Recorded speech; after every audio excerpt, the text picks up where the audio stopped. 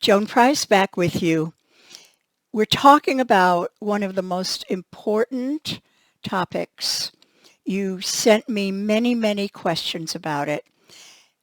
When desire changes. Sample of the questions. I'm a sexually active 60-year-old female. At what age will that desire subside, or will it? At what age does a woman lose the desire for sex? As a woman of 56, I notice that my sexual urges are few and far between. I have been sexually active since I was 18. I have numerous toys and I'm attracted to my husband still, but sometimes I'm just not into it.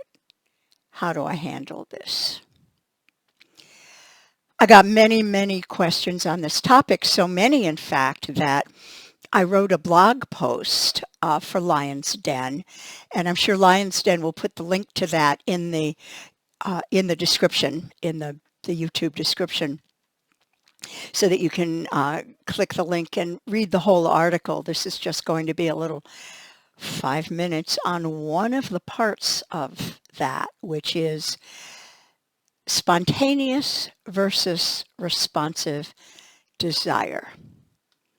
First, let me reassure you that even though desire changes, it doesn't mean that you can't feel desire for the rest of your life. There's no age limit. There's no, at 49 and a half, give it up. Or when you blow out the candles for your 67th birthday, say goodbye to desire. No, you know it's not that.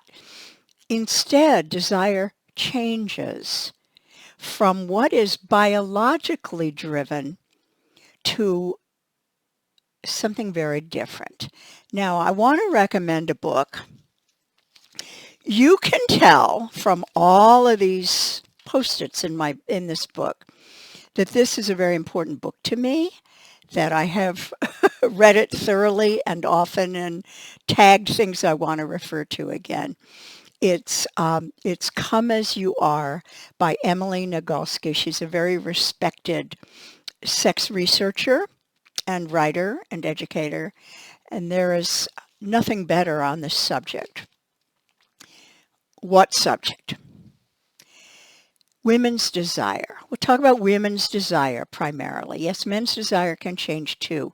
But for women, it's a little more extreme usually, not always, but usually. We're all different.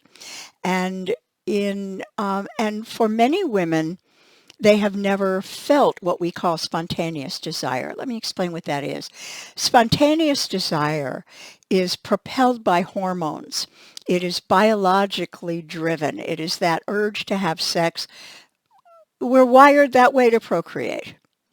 For many of us, though, we want sex in context. We want sex in the context of pleasure. And if that isn't there, we don't feel desire. Now, as we age, the ability to feel spontaneous desire decreases because, hey, hormones, biology, that would make sense. But here's the secret. Responsive desire is ours lifelong.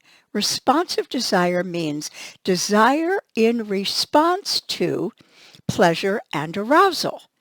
So instead of feeling desire in advance and therefore you want to have sex and then you do have sex, responsive desire means that as long as you're open to sex, you're not against it, you like your partner, you feel safe, you would love to want to have sex.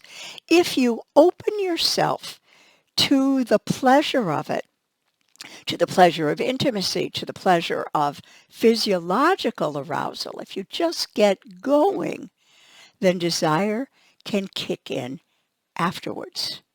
This is a huge concept, and I describe it more in that blog post for Lion's Den, which I hope you'll read. Instead of waiting to feel desire before having sex, get started. Just do it. And if later you say to yourself or to your partner, whoa, I really enjoyed that. Why don't we do this more often? Then you know that what you experienced is responsive desire. Please learn more about this concept. Read the book, read the blog post, talk to your partner about it, and explore how you too can enjoy responsive desire lifelong.